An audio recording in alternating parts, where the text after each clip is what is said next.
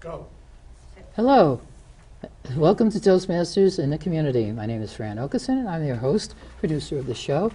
We're very happy. We had a very fine meeting this morning. Now we're into the second meeting. This is the afternoon of the day. The shows are on every Saturday.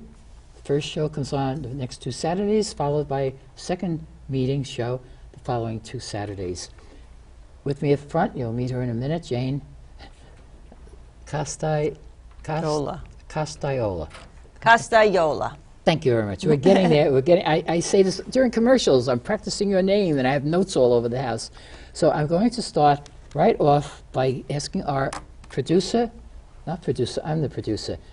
Isaac, you're the director. Please come out with your speech. You see you're the first speaker. I'd like to introduce, I can't see a thing past this light. All right.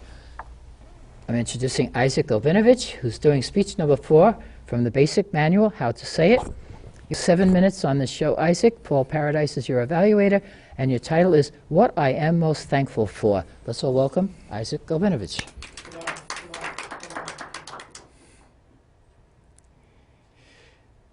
When Fran told me about the speech, and she said that the theme is what I'm most grateful for, I said, that's going to be my title of the speech. She said, no, Isaac, you don't understand. It's a theme. So that's my title of my speech, what I am most grateful for. Because the first thing that came to my mind was, I'm grateful for many things. And once, actually, not once, but a number of times, I created a whole list of things I'm grateful for. And I came up to 95 things. There were little things, big things, but when I started thinking about it, like really thinking about it, one word came to my mind, just one word: family.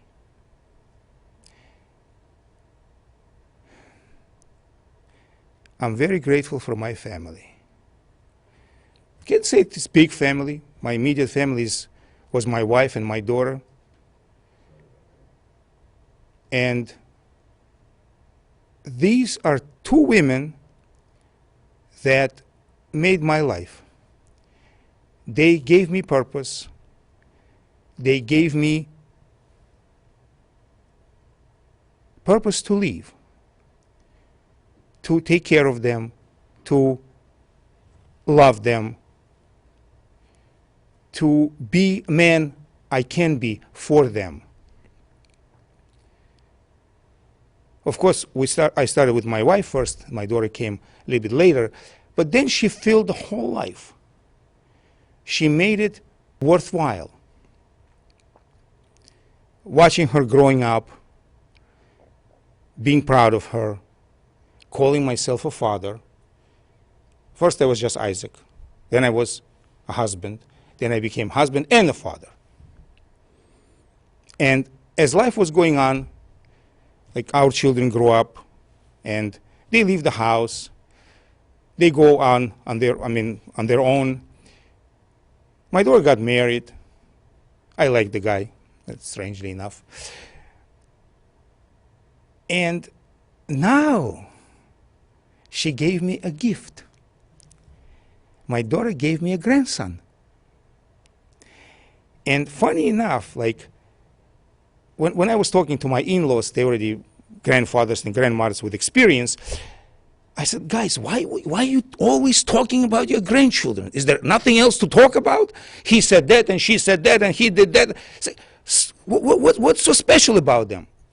Wait. So wait for what? Wait until you get your own. So nah, that's a nonsense. It doesn't make any sense. There's plenty of things to talk about. Wait. And now I understand what they were talking about. Because this little creature all of a sudden occupies my mind, completely occupies my mind. I need to know how he's doing and what he's doing and how he is and what she's doing. And my daughter sent me a picture with my grandson with a thumb in his mouth. And I was smiling like a child. Like, my God, he's sucking his thumb. I said, are you nuts? What's so special about it? But it is. It is special. And I had no idea how special it is until I saw the picture. And I can't wait to go and see him again and hold him. When he was born, everybody said, oh, Grandpa, Grandpa, congratulations. And it didn't sink in. I said, well, yeah, so what? But then I held him in my hands, in my arms. And it suddenly sinked in. I'm a grandfather. See, I started with a husband, then I went to husband and father, and now I'm husband, father, and grandfather. What do you know? And I have a new purpose now, to take care of my grandson, to raise him, to tell him stories, to tell him about his grandmother, whom he unfortunately will not see, because she passed a number of years ago. She's still here with us. And he'll know about her. I'll make sure that he knows about her, how wonderful she was. What I'm most grateful for is my family, because they give me purpose. They give me reason to live, reason to keep going, reason to smile in the morning when I think of them, and reason to give my love to them. And I know I get love back. It's like Kevin said, share your love and you will get plenty back. So cherish your families. Give them your love and you will get everything in return, everything you need. Purpose, love, happiness, and life. Thank you. All right, you stand there for a second. Did you get Max Lewis's passport ready yet? What do you mean passport? Passport. You're going to take him to see your relatives or where you grew up in the Ukraine, aren't you? Georgia. Not- I thought you were born in the Ukraine. I was born in Georgia. In Georgia. Country, not the state. Well, get the boy his passport so you can take him to see where you grew up. Just, you have to prepare these things early, Isaac. You know that. I'll leave it for his parents to take care of this. they weren't They, born they, in- they need to do something too, right? I'm not the only one. They can pay for the trip. Thank you, Isaac. I thought I asked him to bring his picture to put up. Next month? Okay, next month you send a picture and it'll be up. Thank you. Jane, will you do the honors? Yes, I will. So now I would like to introduce Fran Okeson, Distinguished Toastmaster 19, working on number 20.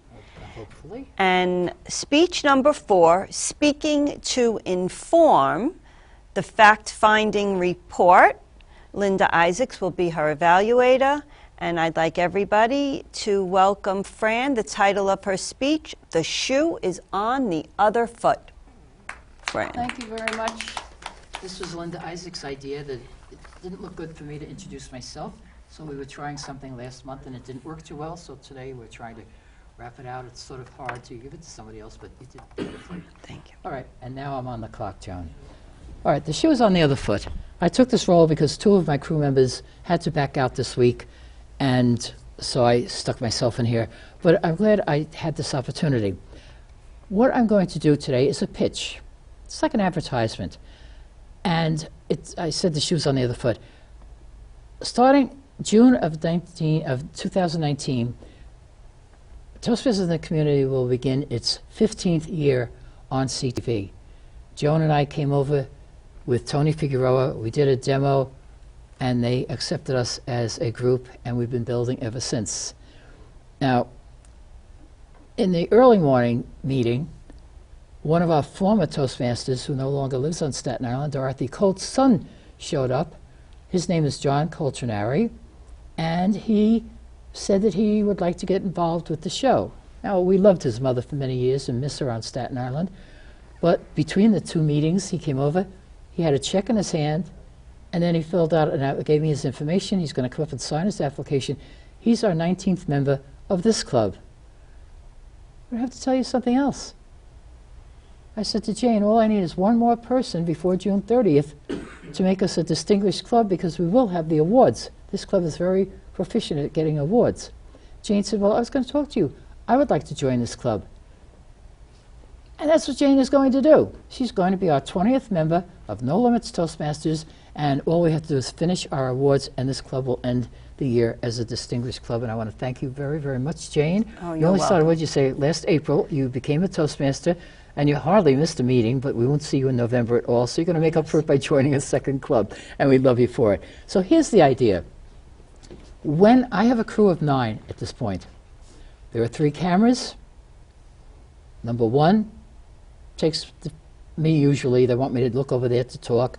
I usually forget and I see them going like this. Camera number 2 is on this front table, getting the 2 people and the banner in the background.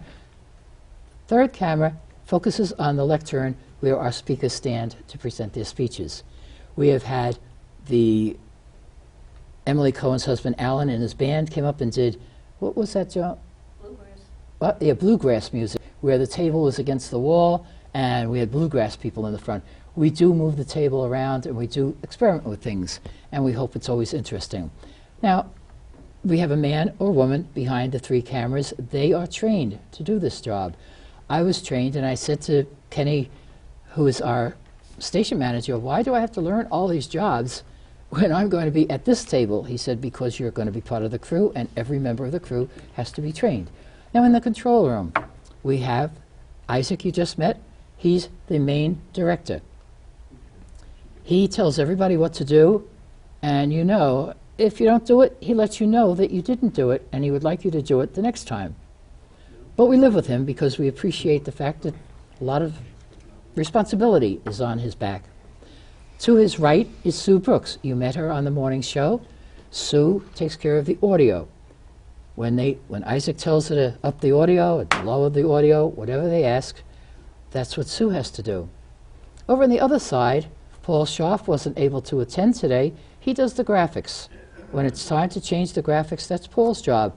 He left me a message 2 days ago that his rabbi in the synagogue in New Jersey was having a memorial service because of the incident at Pittsburgh. I guess all the synagogues and temples are in mourning, and Paul is a very loyal person to his local synagogue in New Jersey, and that's why we can't have him here today. My son Peter is a jack of all trades. He gets me here. He does the driving. He puts up with me from month to month. He backs up the control room. If anybody's up here speaking, he takes their role. He jumps all around. He doesn't want to be noticed, but he's always there. When somebody's up here speaking, Peter's got their back down there. I told him, what if I pass out and land on the floor? He said, then you stay on the floor. He won't come out in front of the camera. So what I'm looking for today is to try to get people to take the training here. Make an appointment. I did get a little information from Kenny Graham, who is our station manager, that the second Saturday of every month, there's a 1-hour orientation where you get shown every piece of machinery here and what to do it. We have our crew come in and set up this whole front.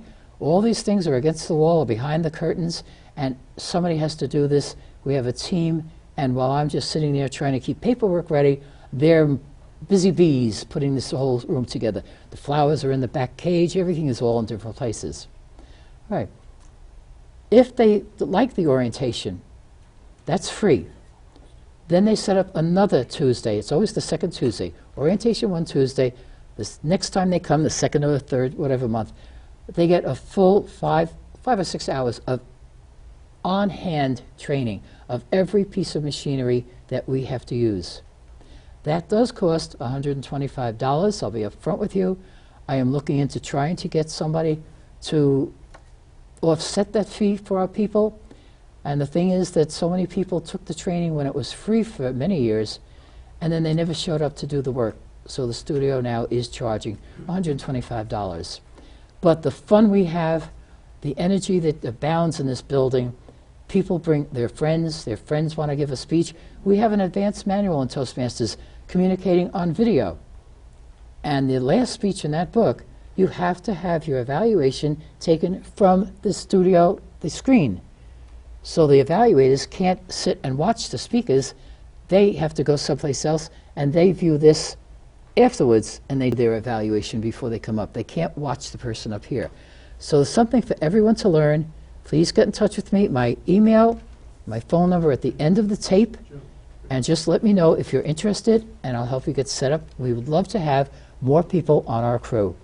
And that is my speech for this show. All right, thank you, and then we'll move right along. All right, Joan, I see you're already there. Don't applaud. I don't care. That's okay.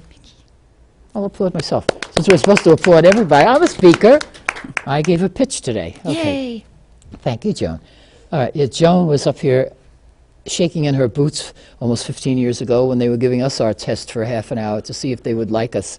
So I know. And Tony was so nervous. They had a platform, and Tony was so nervous. His knees were knocking against my knee. I said, "Will you sit still?" He said he was just so nervous up here, and we still, apprehensive. We're not nervous, Joan. Apprehensive. Okay. All right, Joan, you're doing an icebreaker too. Joan's in 3 clubs on Staten Island, so she has 3 clubs to do manuals for. You have 7 minutes, and Song Ramasa is your evaluator. And I like your title, Joan. I am most thankful for the 5 senses. I couldn't confuse that. I'll do it again. I am most thankful for the 5 senses. Let's all welcome one of our timers, Joan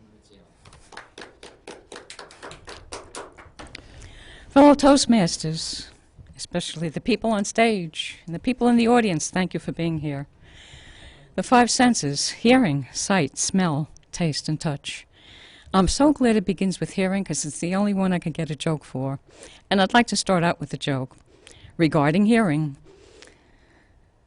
An old man in his 90s was at a gathering, and he has quite a bit of them because he's grown quite a bit of family.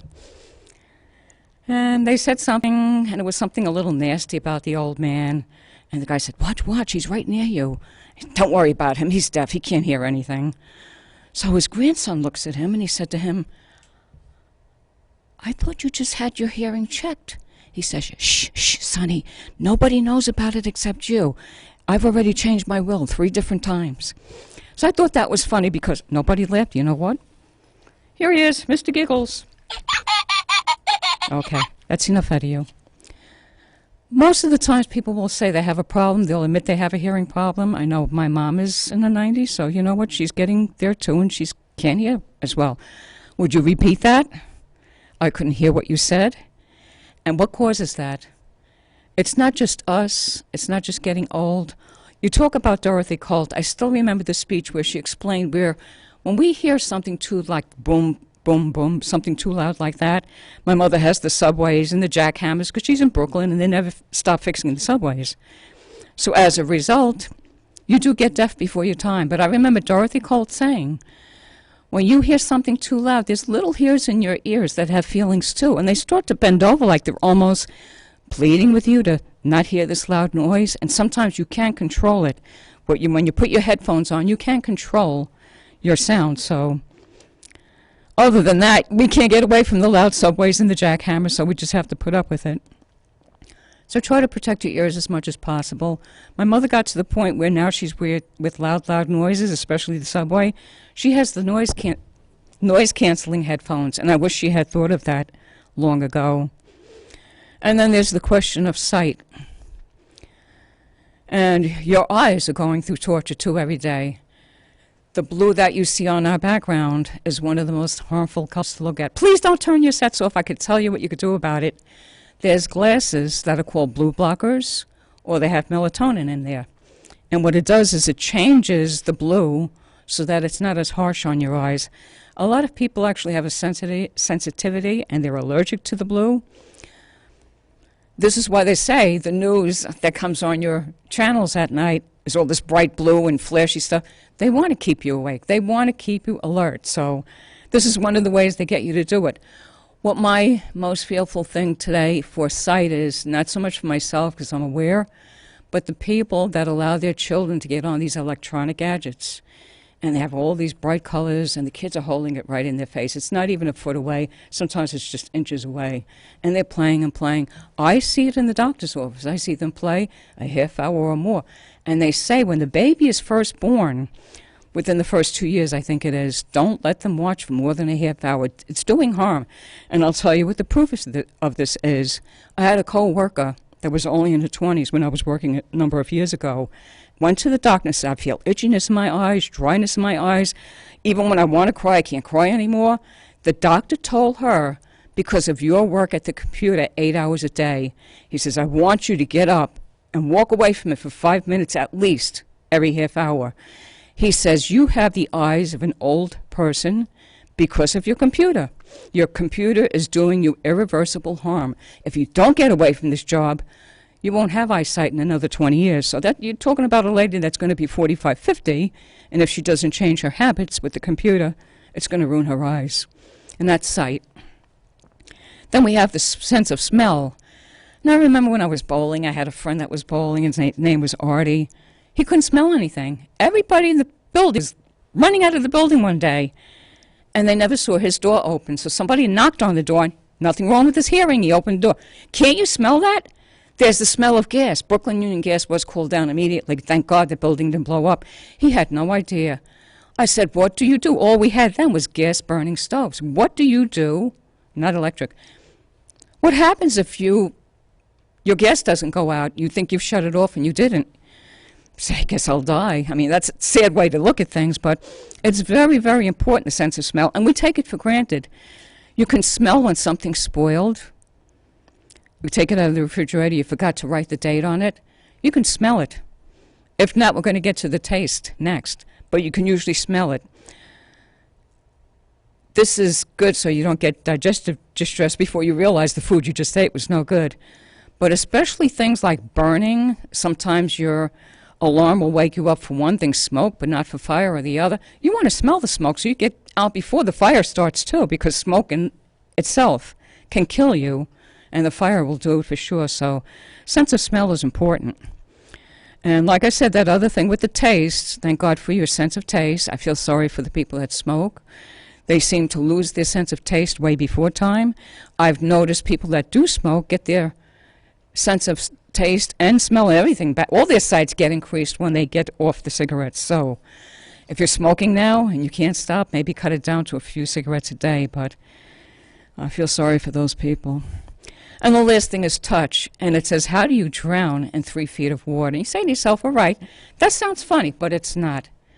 If you can't feel, including the bottoms of your feet, which are going to be naked when you're in water, but if you can't feel the bottom of that lake and you don't know there's only 3 feet of water in it, you can panic. If you could feel it with your feet and you're able to walk along and balance yourself, the buoyancy in the water, then you're okay. So all these senses are very important. And my biggest fear is that I love it. I love the fact that I'm able to do all of the above, but someday I may start losing my senses. I hope I don't lose my mind. Thank you very much, Joan. Thank you very much. And our next speaker is Kevin J. Thompson, Distinguished Toastmaster. I have to give you your whole title, right? Thank you, Fran. Oh, you're welcome. When are we going to meet your wife? I've been asking you for years. You know. Well, you know what, Fran? If I had the opportunity to bring her, then you'd have nothing else to talk about. Oh, I'd have plenty to talk about. She and I would talk about you. At any rate, don't forget, I have the roster for everybody in this club, so I have your home address. And since you live together, I may send her a Christmas card this year. You are the sweetest. I am what? The sweetest. Oh, sweetie? Sweetest. What is he? Sweetest. Oh, I'm the sweetest? Uh-huh. Well, now I have to find a good... Not Swedish, but sweetest. No, my husband was half Swedish and half sweet. Yeah, all right. I'm taking a part of your... Yeah, I know what you're doing, Kevin. I gave you 7 minutes and you don't have 7 minutes worth of work, so you're teasing with me so that you can have your speech time to fit what you want to say. Anyway, you are doing speech number 9 from the basic manual, Persuade with Power. Lucy Kahn is your evaluator, and you do have the 7 minutes, although I took about a minute. And your title is, I am most thankful for the blessing. So we're all going to hear about your blessing. Welcome, Kevin J. Thompson. Just one correction, Fran. That's speech number 6. Number 9 was the last one. So this one is vocal variety, speech number 6. Thank you. Fellow Toastmasters, welcome guests. And my girlfriend, Fran. My lady friend, Fran. I'm your friend, Kevin. Get on with your speech. Fellow Toastmasters, welcome guests. Studio audience, and you at home. You know what I'm thankful for? I'm thankful for the blessing. So, well, what is he going to be talking about? Well, let's go back in time. I'm thankful that I was born, as they said on the movie The Jerk, and I don't know if you've seen it, but I mean, it's one of the most hilarious movies I've ever seen with Steve Martin. So I'm going to paraphrase what he said. I was born in Brooklyn, a poor black child. Now, obviously, Steve Martin is white and I'm black, but I'm thankful for the blessing of being born a poor black child here in America. Because America is the land of opportunity and everyone wants to come here. Why? For the opportunity. And that is part of the blessing. So just think about it. I had the opportunity to go to public school here in Brooklyn, then went to a secondary school, which was paid because I was considered exceptional. So see, being a poor black child, you can be exceptional, which means that they think that you're smarter than what you really should be, so they're going to do a little something for you. But that's a blessing. I had the opportunity to go to Sheepshead Bay High School for my first 2 years. And then I was accepted into a scholarship program for underprivileged children and went to Dartmouth University for the summer and then went to North Andover High School in North Andover, Massachusetts, which was a public school, lived away from home. It was the first time that I ever flew on an airplane. That was a blessing. And so now I'm in a all-white school and living in a house filled with Hispanics and blacks. There were 10 of us in this house, and one of the teachers from the high school was our host parent, him and his wife and their kids. And so it gave me the opportunity to live in a different environment and develop new friends. That was a blessing. Having the opportunity to compete in the same educational structure as these white children and excel, that was a blessing. Because, see, a lot of people think that, oh, because you're black, you're not as smart as everybody else. At least that's what our president would like you to believe. But it's not true. And having the opportunity to be there in school provided me the opportunity to see that it wasn't true. I was smarter than a whole lot of them. And that was a blessing. When I was here in New York, I ran on the track team, and I was just mediocre. Going to North Andover High School, I became exceptional. And that was a blessing. But the problem was, they did not want for me to be in a position where I was beating their children that grew up in North Andover. So my first year in track in North Andover, I ran cross country because the team I was on here in New York, we ran cross country, indoor and outdoor track. So, I ran all year long. So I ran cross country. Wasn't really that good, but wasn't that bad. I scored points for our team. I never came in first. But when it came to sprinting, I was faster than everybody else in the school. And my coach, seeing that, did not want for me to run sprints. So he had me run middle distance. He had me run the quarter of a mile. If you're familiar with track, a quarter of a mile is one of the hardest races that you can run because it's long distance, but it's a sprint at the same time. I was a junior, there was a senior guy there, and Terranova was his name, and he was a little bit taller, stronger, and faster. Every meet that we were in, we came in first and second. There was not enough room for anybody to be between us. But I just wasn't strong enough at that time to beat him. So that's the race that my coach had me run. And in fact, the coach in the last race of the year said, Kevin, you can run whatever you want. So I was going to run the 100-yard dash. Remember what happened to Jesse Owens?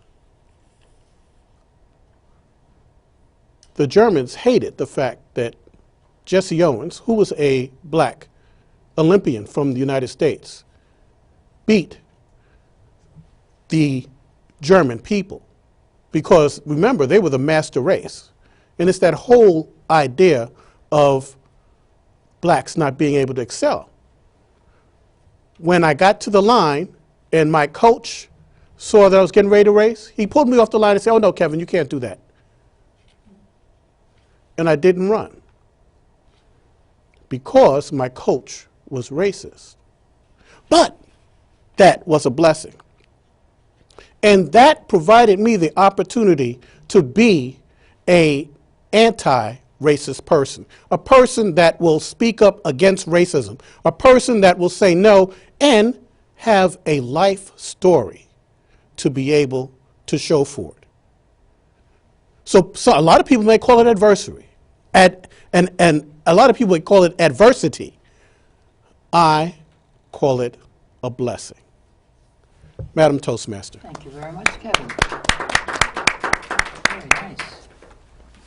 Okay, Jane, you are our final speaker on this show. And you are doing the speech number 10 in the basic manual. It's longer time, Joan, please. It's an 8 to 10 minute speech, so I gave her 9 minutes so she would have the proper time. Oh, Joan, you're back doing her evaluation. And say it again. Costayola. Yola. Yo, I'll put that. All right, I've been saying this during commercials, practicing it. I'll get it right by the new year, I promise. Okay.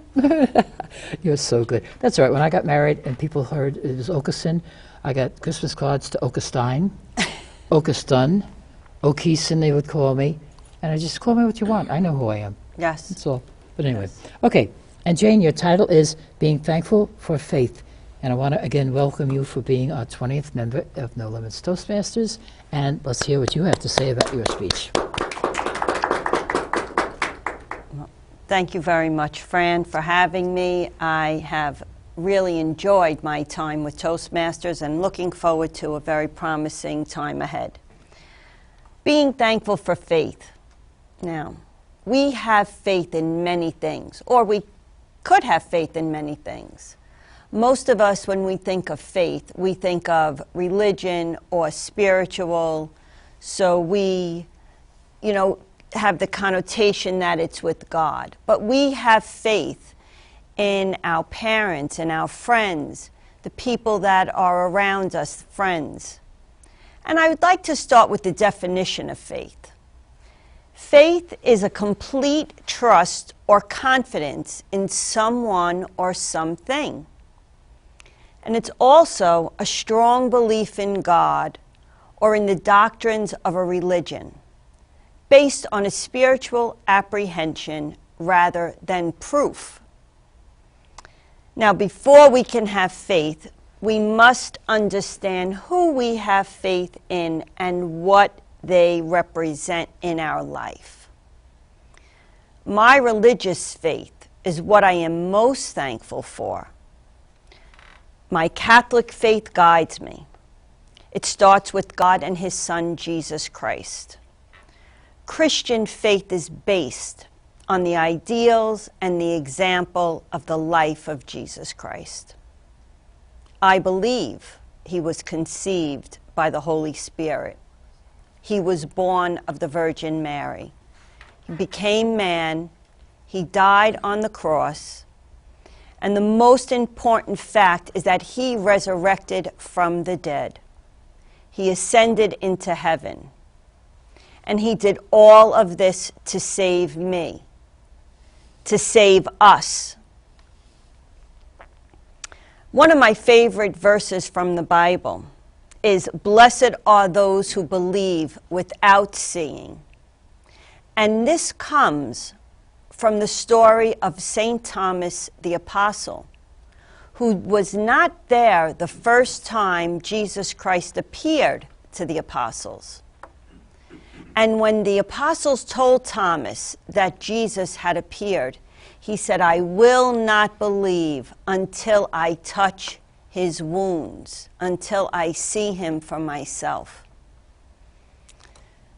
When Jesus did then appear to them, when Thomas was there, Jesus said to Thomas, "Touch my wounds." I have always felt blessed to be one that believes without seeing.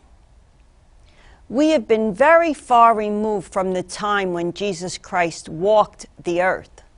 So, in our generations, we believe without seeing, and we are blessed for that. Now, why am I thankful for my faith? I am thankful for my faith, especially in God, because I have someone to help me, to guide me, to listen to me. I strongly believe God is with me 24 hours a day, 7 days a week, 365 days a year, rain or shine, day or night. He is there for me. There have been times in my life when I have felt very alone. And I am blessed that I then think about God and I pray to God. And many times it comes to me that I am never alone. I may be there bodily alone, but I always have God there to speak to.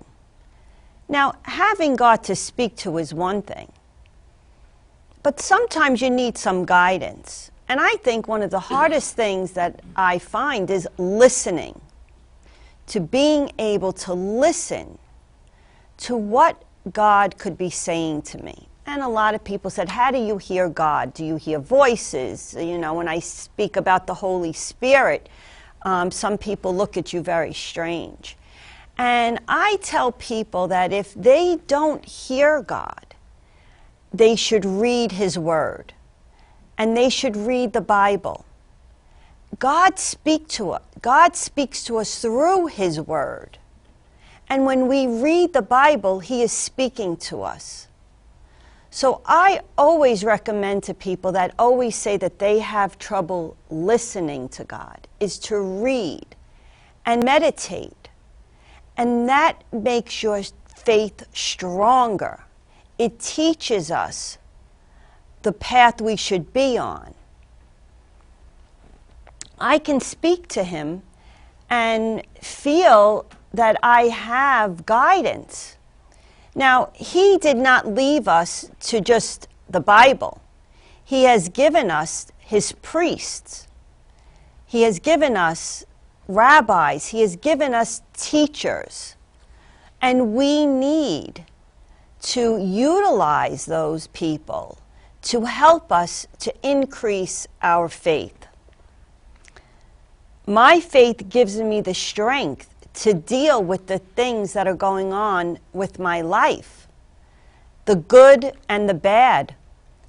It seems that we call on our faith, or we call on God when we are in trouble, when we're having difficult times.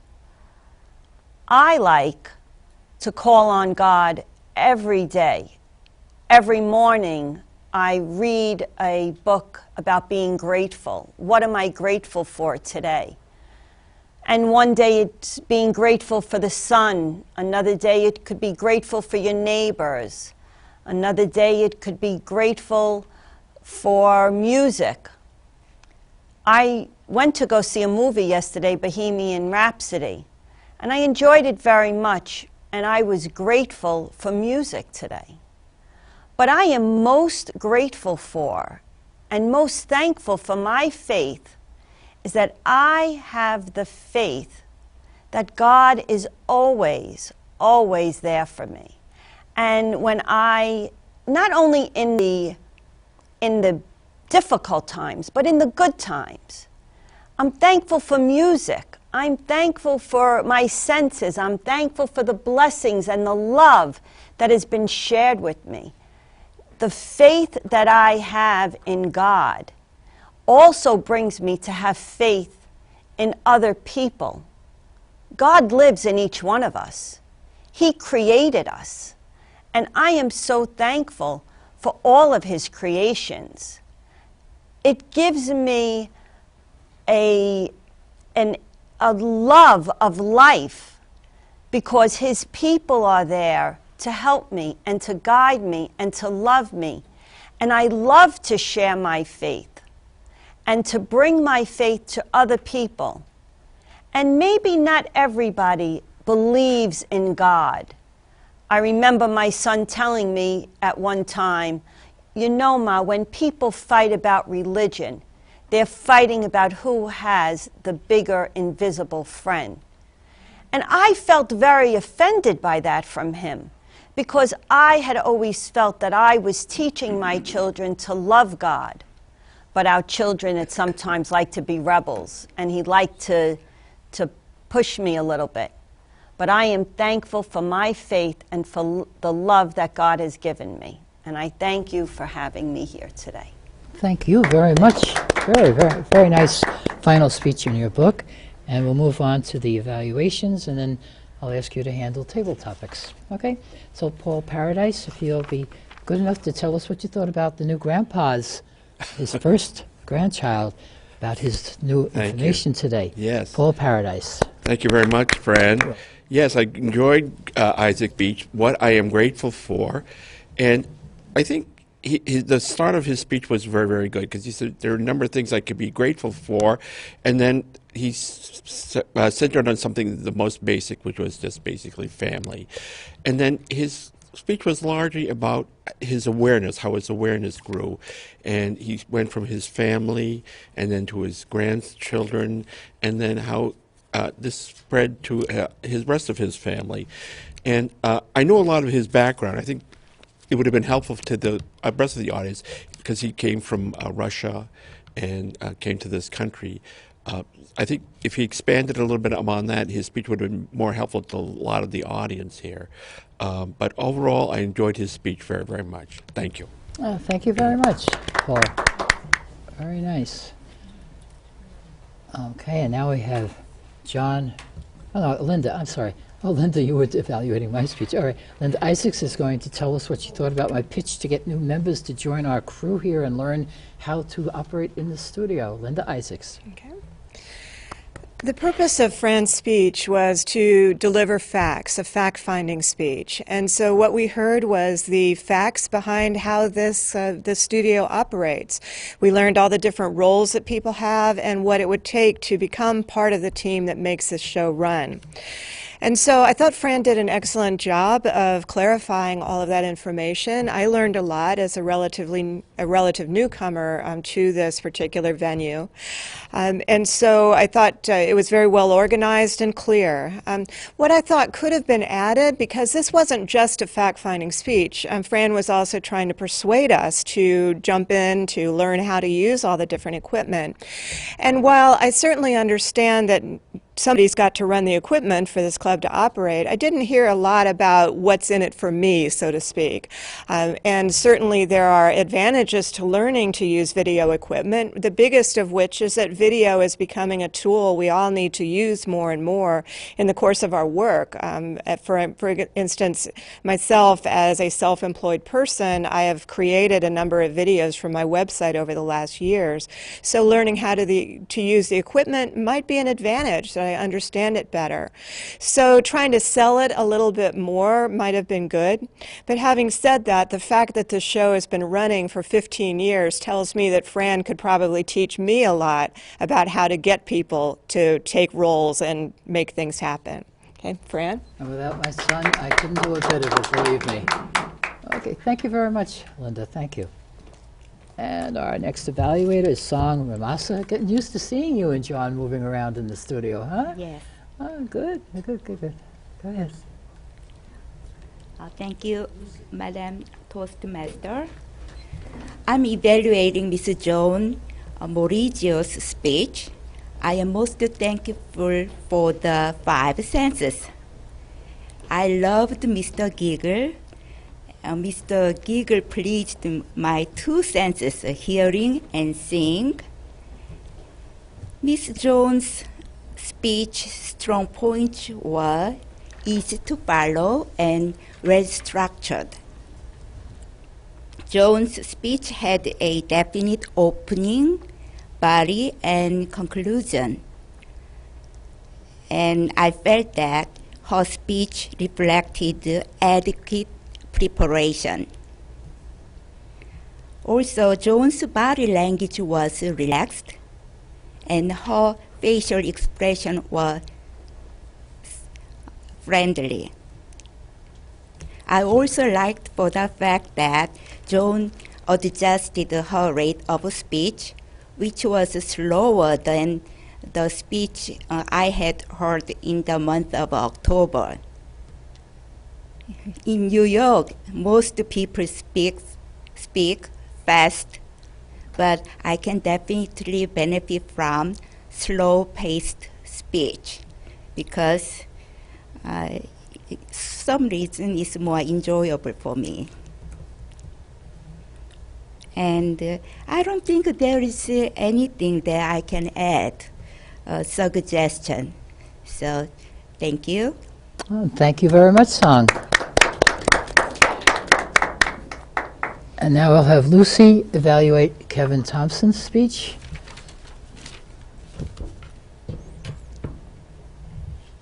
Good morning, fellow Toastmaster and viewing audience, and especially Kevin. The object of Kevin's speech is vocal variety, and I think he did the whole thing the best way. I like his speech, his topic selection, blessing for being born in America, and his volume is great. The rate of his speech is really nice, and the speech and the quality of his speech. I like his organization, where he talks about being born in America and how he got into school and college and doing all the things that he really need to accomplish in life. I like the way the body language, and Kevin, you are very, very good speaker, and I know that you have I heard your speech, and you're always the best speaker to me. What could the speaker have differently? I think maybe you can share pictures of your accomplishment, and of all this way you can show all the blessings that you have. What do you do? What do I like about your speech is your blessing for being born in America. You're accepted as exceptional. Your development of being with your friends, and you talk about Jesse Owens and your blessings and helping you to accomplish all the things that you need to become the best person. Thank you. Thank you very much. And now, Jane, your speech was evaluated by Joan. She's got roller skates over there, I think, this time. Thank you, Joan. Warning. If Jane is speaking, it's going to be great. Fellow Toastmasters, listening in the audience and the viewers at home, this is wonderful. I gave a check in all the excellence. I gave a broken check, like the little dish, only because in some of these, they want to know, did she understand and express the feelings and needs of the audience? She's a Catholic speaking to possibly half the audience or less, may not be Catholic and may not understand. But what I liked about her speech is she hit all these other things right on target. She gave us mental images. She conveyed a strong spirit about herself. She used the body language. You didn't need from the waist down. We saw her from the waist up, and she did a great job with emphasizing. So all these things that she did, she really, truly accomplished. And I admire that about Jane. She always hits the mark. You heard it from Fran. She only joined in April. She learned so much in so little that took me 20 years to learn. So I think she's doing a great job. And it says here, what could the speaker have done differently to make the speech more effective? Speak another half hour. It was really a fantastic speech. I could relate to you. I'm hoping that people that are not Catholic and Christians too, I hope they understand where you were coming from. Maybe some fallen away people out there are going to go to church this week, thanks to you. Anyway, God bless you for everything you've done. Thank you very much, Joan. Thank you, Joan. And now we're coming to the table topic section. And why don't you start there? And then this man never showed up, so you can give this to John Coltrinari. Okay. And see what else you knew. All right. Okay. So our first table topics is John Ramassa. Yes. And John, what would you do if you knew tomorrow's news headlines today? Repeat his name. John Ramassa. Oh, fellow Toastmasters. If I knew what the headlines were going to be for tomorrow, today, naturally I would act on them. If it was a stock market, If it was a stock market, I'd be naturally putting all my money into those stocks that I know would be doing well. If I knew the lottery numbers ahead of time, I'd be playing the lottery. If I knew my fellow Toastmasters, if they were going to be having some type of an organization or an engagement opportunity, I would be taking advantage of it. And I would just enjoy life to the fullest, using the experience and the expertise that I would be given as far as to what I could act on. That's it. Good deal. Thank you, John. And the other man on your agenda did not show up, so we have, who's over? No, Kevin, we have somebody else that we're putting in here.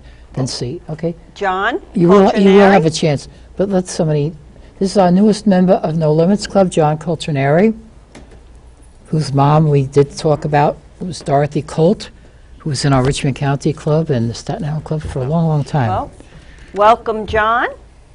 So, John, if you could go back in time, how would you change your life? John Coltrinari. Thank you, Madam Toastmaster and fellow Toastmasters, and thank you for inviting me up. If I could go back in time, how would I change my life? I don't think I would change anything in my life if I could go back in time. I think where I am now, what happened to get me here, has been exactly as it should have been, exactly as it needs to be. I've enjoyed wonderful ups and downs along the way, and I think even the downs are part of what make the ups so wonderful. So there's nothing that I would change about my past. Thank you, John. Very good. And isn't it nice that he found Toastmasters and now he's starting another whole part of his life, coming in Yes. with a lot of different people. Now you can invite Kevin up again. Kevin. And then anybody else that you want there. Kevin Thompson, Yeah, Kevin please. Come on, Kevin. There you are. Somebody else please come up because we have 4 minutes, so a couple more people stand over there, please. Kevin. What do you think teenagers would wear if jeans were abolished? Repeat the name. So Kevin Thompson. Fellow Toastmasters, welcome guests. What would they wear if jeans was abolished? Just about nothing. So let me explain to you why I say that. When I was growing up, it was important to have your pants up to your waist.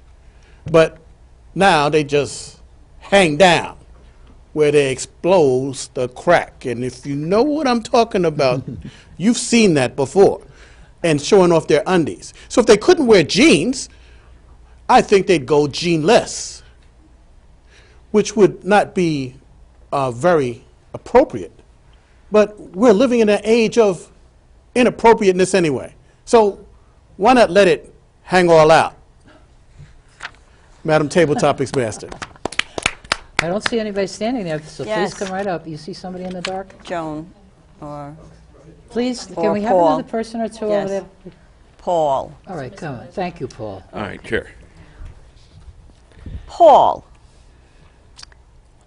Where were you going the last time you got lost? They used that on the first show. Oh, they did? Yeah, why don't you get a different one? 'Cause Okay. He'll repeat my answer. Okay, so why do you think some people believe in angels? Paul Paradise. Okay. His name is good for that question.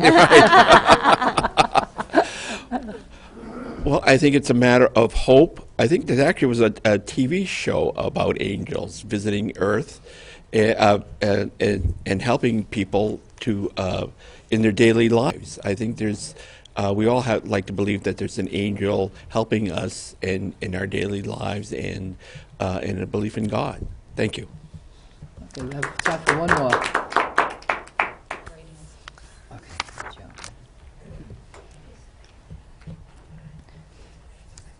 Joan. Present. Okay. What would you tell us all the things you can do with a paper clip? Joan Maurizio. Paperclip, folks. This is great. First of all, the memory of your speech, I will want 2 paper clips. One of the larger ones that you see, they cost more, and one of the smaller ones that don't cost as much. And with the larger piece, the stick that stood up, and with the smaller piece, the stick that went across. In memory of your great speech. But Fran gave a speech long ago. I wasn't there already. Fran joined Toastmasters before I did, and she was a lot faster than I was. She gave a full speech on paper clips, including the history, all the things you could do. And then from that, I remember Fern gave a speech about the gold clip, and she gave everybody in the audience a gold clip. So I have to say, the paper clip is not just useful to me, I use it for so many things, including putting things together with the edge. But I'm sure everybody could answer this question. It was a great question. Thank you. That's it. I even made a paperclip chain and gave it to Fern when she gave her speech. And she gave it back. She said, I wouldn't even use these, so it's still hanging in my room. But I keep a lot of stuff. All right, we're almost done, so let's say goodbye to everybody today.